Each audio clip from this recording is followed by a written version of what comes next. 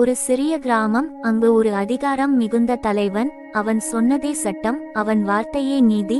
ஒரு நாள் ஒரு வயதான பாட்டி பசி கொண்டு நடுங்கிக் கொண்டே அவன் வீட்டின் முன் வந்து, கொஞ்சம் சாப்பாடு கொடுங்க என்று கேட்டாள். ஆனால் அந்த தலைவன் அவளை பார்த்து சிரித்து, வேலை செய்யாம சாப்பாடு கேட்கறியா என்று அவமதித்து துரத்தினான். கண்ணீரோடு வெளியே வந்த அந்த பாட்டியின் முன் அந்த நேரத்தில் ஒரு இளம் மனிதன் தோன்றினான்.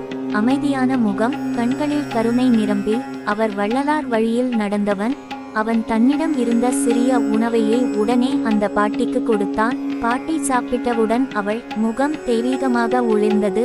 அதிர்ச்சியடைந்த இளைஞனை பார்த்து அவள் மெதுவாக சொன்னாள், பசி தீர்த்தவனே, நீ மனிதன் இல்லை, நீ மனிதத்துவம். அடுத்த நாள் அந்த அதிகாரியின் வீட்டில் எவ்வளவு உணவு இருந்தாலும் அவனுக்கு பசி தீரவில்லை.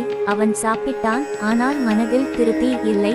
அப்போது தான் அவனுக்கு உண்மை புரிந்தது. பசியை தள்ளுவது பாவம், பசியை தீர்ப்பது தான் தர்மம் என்று. உடனே அவன் அந்த இளைஞனை தேடி ஓடினான். ஆனால் அவன் காணாமல் போனான். இறுதியில் காற்றில் மட்டும் ஒரு வார்த்தை கேட்டது, அருள் தான் உண்மை.